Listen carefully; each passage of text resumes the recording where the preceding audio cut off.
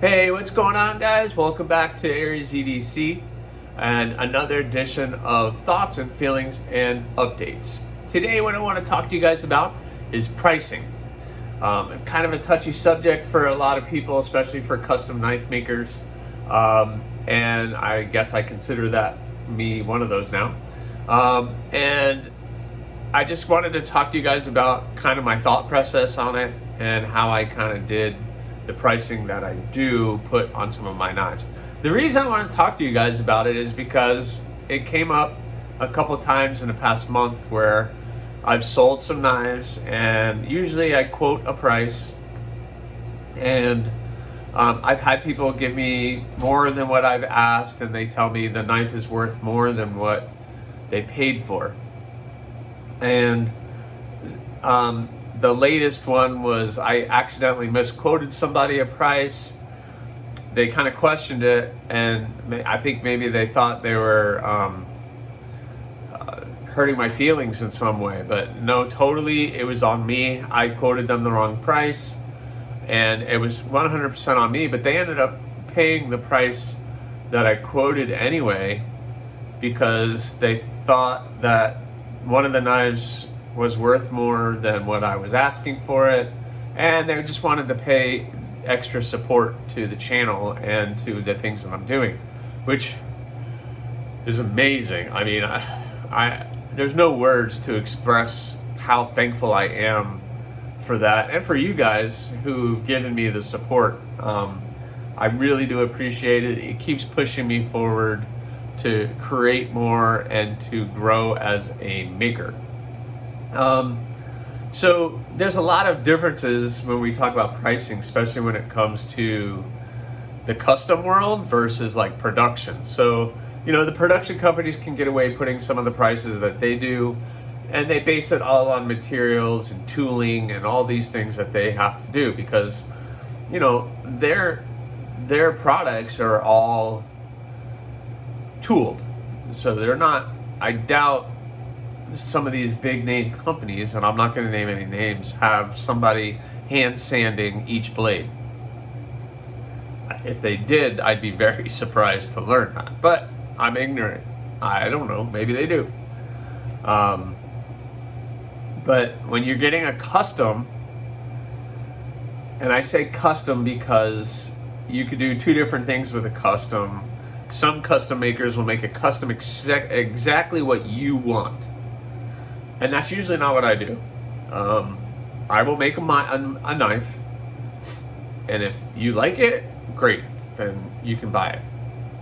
Every once in a while, I'll make a knife, I'll be making a knife, I'll share a picture on Instagram, and it's really not in any kind of place where I could, it might be at a place where I could still customize some things. And they might reach out, and then I might ask, what kind of finish do you want on it? Do you want it acid etched? Do you just want a regular satin finish? Do you want it blued? Do you want a different type of handle material? Do you like a certain color? Maybe I can incorporate that in the lanyard or something. So these are things that I take into consideration. But normally, that's not what I do. I make knives that I like, and I put them up for sale. If you like it, fantastic. I hope you like one of my knives and you want to buy it, because then that just drives me to be able to create more. So, you know, it's kind of odd when it comes to pricing, and I price myself low because right now nobody really knows who I am. I'm not this well-known maker, and I try to price things out to where I feel comfortable at the end of the day taking that money was worth not just the materials that went into making that knife, but also my time. When it comes to a custom knife, that's what you're really paying for. You're paying for the time that it took to create that item. That maker has spent money on materials, sanding materials, abrasives, belts, their tooling, all the chemicals for if they're doing acid etching, and there's a lot of different things that go into it. So, but ultimately you're paying for their time. How much time did it take them to complete that knife? You guys, if you've been following the channel for a little while, you understand it takes me probably a good month from start to finish to complete a blade. And that's just, number one, I'm a hobbyist maker, so I work on the weekends and then right now in the mornings for maybe an hour. And I balance all of that with my work and my family. So you have to balance all those things. Making knives isn't my full-time job. Believe me, if I can make a living doing it, I wish I could, but it doesn't really pay the bills. It pays for me to be able to create more. And this YouTube thing isn't making me, it's making me zero. So I do that for you guys, and I just do it for fun. But when it comes to pricing, that's why I price things out in a reasonable way where it's affordable, but I still feel comfortable, or I'm making enough money on the back end to where I can keep going and my time. Do I wish I could charge more? I do. The most expensive knife that I own is a custom fixed blade that was made specifically for me. And the price on that is far more than any of the knives that I have up for sale. So what do I mean by any of that? So most of my knives, if it's not if it's not stainless, they range from anywhere from about $90 to $110, $120 based on the blade, the size of the blade, and if I've done any extra treatments to it. And that's for high carbon steel blades like 1095, 80 CRV2. And that's with handles, etc. So, for instance, I have this Bloom harpoon. It's 1095, stonewashed blade, black linen micarta with removable handle scales. I have the hardware, so literally you can take these scales off and keep the blade nice and clean. And this one is $110 on my Etsy store. Check it out, please. It's $110. So not a bad deal, in my opinion. So I'm surprised this one's still kicking around and hasn't sold. Then I have something like this pedal that has the burlap micarta, the OD green burlap micarta, and this is $10.95 as well. And this is under $100. I believe it's $95. So, that's not a bad deal for a little small EDC custom fixed blade with a sheath and a loop, everything included was for that price. So I price things out that are fairly reasonable, in my opinion, but it's my opinion and I can have my opinion, and it's, but it's also my time, all the effort, all the sanding, everything I did, because these two hands created those things. I take a lot of time hand shaping the blade, the scales, the handle scales, or the blade, or anything else. So it's just something that I take a lot of pride in.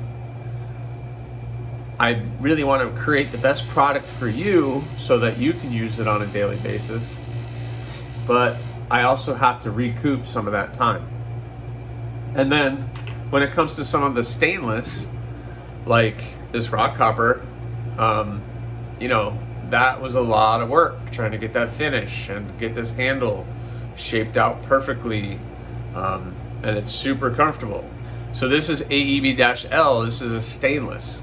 So any of my stainless blades, I usually ask more money, and the main reason is because I'm not set up to do heat treat, so I have to send these out to get heat treated, and that costs me extra money to do that. It's about $50 a blade.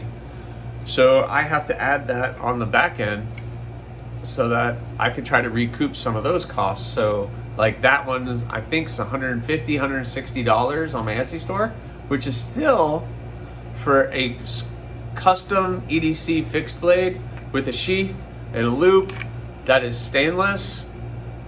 I really feel like that's an amazing deal, but that's, again, how I feel. Let me know in the comments. What do you guys think? Is that fair? I don't know. I think it's fair. I also have this Cardinal that is available, which is made out of 440C. So that's another stainless that I've had to send out to get taken care of. This is black burlap micarta with the green liners.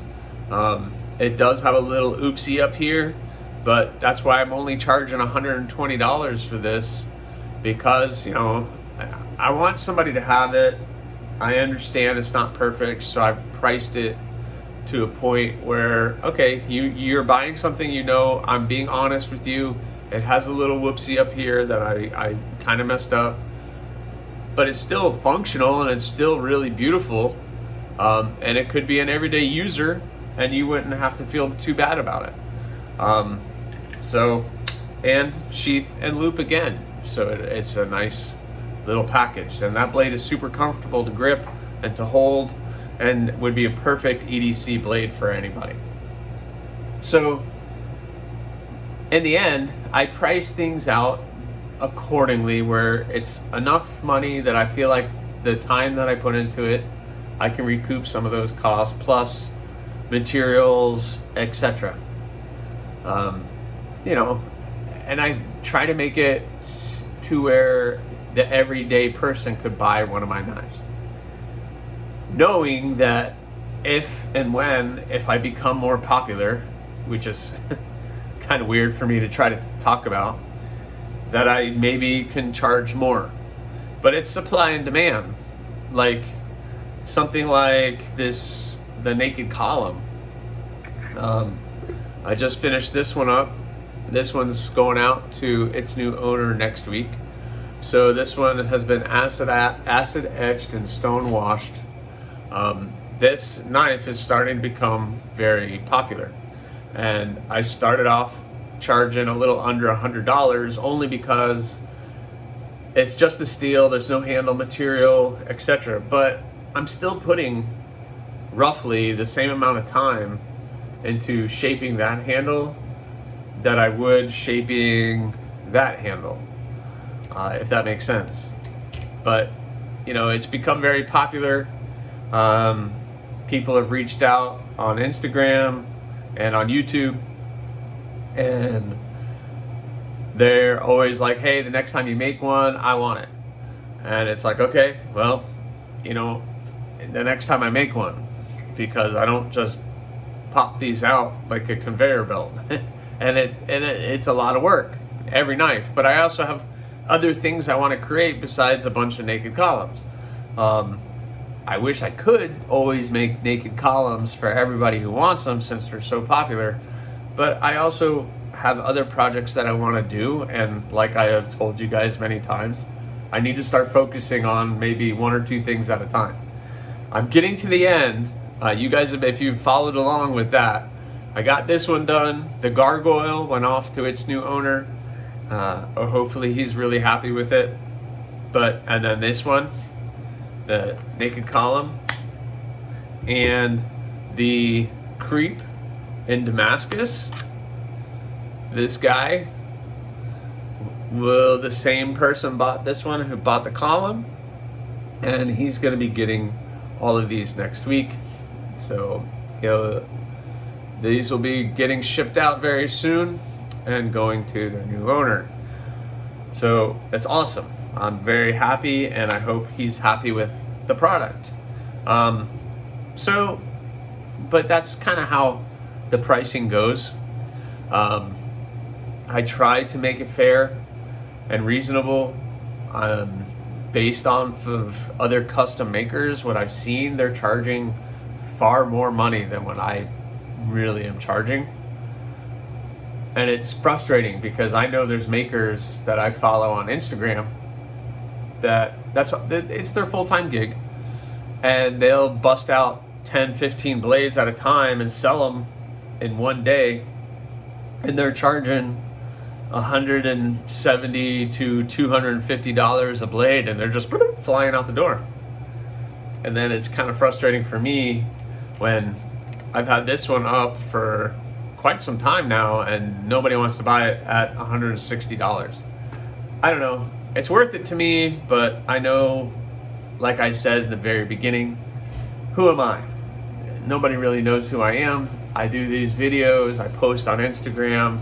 I do have you guys who are great followers, but you know, the videos are getting about 25 views on average, and most people fall off by now.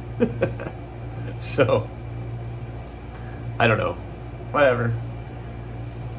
So anyway, that's how I price. If you think that's unfair, let me know in the comments. If you think it's fair, I'd like to hear that too. But I think I price things out fair and reasonable for most people. And, you know, like I said, the naked column, I might have to think about starting to charge more for this knife. I was told that the blade is worth $125. Maybe I should be charging $125 instead of $100. Because that's $25 is a lot for most people. So, I don't know, those are my thoughts on pricing. Let me know in the comments if you think that is fair or unfair, or you think I should be charging more money. Believe me, I would love to get more money, because then that can help us out with other things around this house besides just doing it. All right, so that's what I have for pricing. So updates, I know you guys wanted to know the updates. So I just showed with you the creep is done and the naked column is done. If you follow me on Instagram, you saw the completed videos, or if you follow me on YouTube, I did upload some videos of these guys as well, as long as the gargoyle, and all of these guys are going out the door. So I'm super happy about those being done and going out the door. Also, if you follow me on Instagram, I shared a picture of the bud. So the bud now has the sheath on it. I have the handle on it, the nice orange with the red tubes. And this guy is turning out pretty darn cool. I'm gonna try to keep the steel like this. I'm not acid etching it or anything. I still have some work on the blade that I wanna do to kind of clean it up a little bit more. But this guy turned out really well. AEB-L steel. The orange G10 with the red tubes. My camera is not picking up that color very well, but it is a red tubes. So I like that color combo, kind of cool. So of course I mimicked that with the sheath, the orange Kydex with the red loop. Great little package. I'll probably put a lanyard on it, maybe red, but very cool. So that's the bud, turning out really well. And then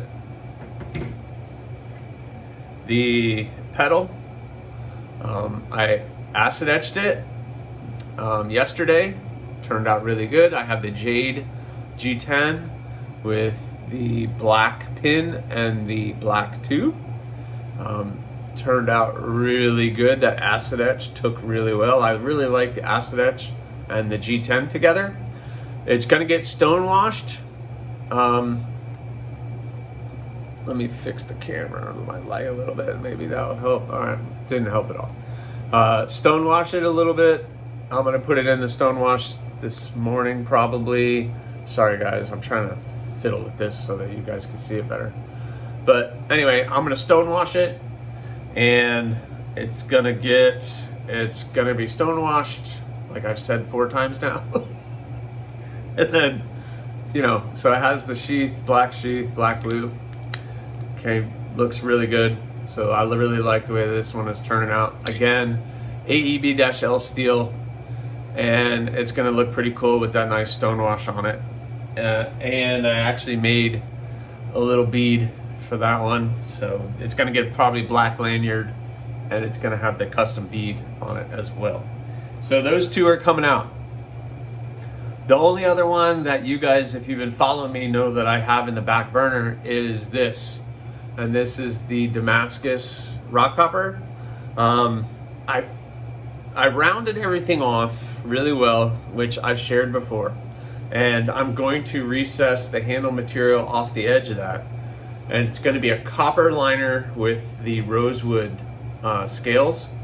So what I think I'm going to do, and you guys can tell me what you think, I think I'm going to do a time lapse of that whole process of making the handle. What do you guys think? Think you would like to watch that? I think it might be interesting. It's gonna be a hard project for me to do. I'm good when it comes to like grinding up and getting that nice and smooth, because I can grind, I glue it everything up, and then I grind up to where, and then I start hitting the steel, and then I can smooth it all out. So that gets nice and smooth. But I have done the removable handle materials where I don't really do that, and it has to fit up perfect. But this time I have to do it, but I have to take that material back off the edge, so that I have to make it a little smaller. So it's going to be grinding, put it on here, see how it looks, grinding, seeing how it looks, put it on here.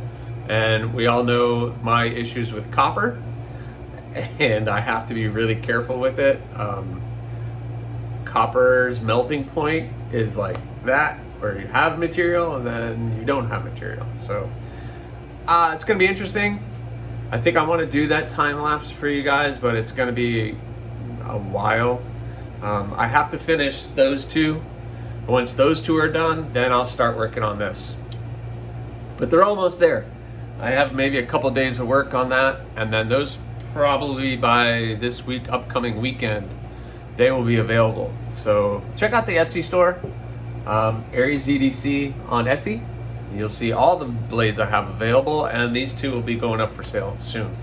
Also, mail check. I just got some fun stuff in the mail yesterday. I got some more tubes, or some pins. So I had the colored tubes, sorry. I got all those different colored tubes, but now I have some different colored pins that I could play with and intermix all those things. So that'll be a fun project. And I got this. So what is this? This is not just a bar of steel. This is 3/16 AEB-L. This was bought specifically for one project. And Tim, I know you're watching, sitting on your couch, maybe with your wife. I got it, buddy. We're gonna start it soon. It's gonna start soon. So, if you guys have been following, you know I'm in a really cool collaboration project with my friend Tim, Yokto Wallets, or Leatherworks, and it's the Yokto. It's a model of knife I'm just gonna call the Yokto. My buddy Tim is in Germany, and me and him got to chat recently, and that was fun. It's always interesting to be on the other side of the planet and being able to have a conversation. But this is the Yokto model that he designed, and we're going to be working together on this project. It's the first couple ones are going to be skeletonized like the column, but he wanted something in stainless. So the first one's going to him, but I have enough steel here to make two. So 3/16. I don't like making skeletonized knives when the bar stock is thin. So like, except for the creep, because the knife is so small. But when you're getting so much bigger, that handle, I like some kind of handle to hold on to. So I got some 3/16 AEB-L. I think that's going to be nice thickness for you to grab a hold of for a skeletonized version of this. So I have it. As soon as I'm done with the rock hopper, then I'm going to start that project. And And I think I'm going to start making one for my buddy Tim, just to see how it works. We have some ideas on what we could do with it moving forward, but it's got to put them in place. So anyway, guys, that's all that I have today, this week. Please subscribe, like, leave a comment, or not. That choice is yours.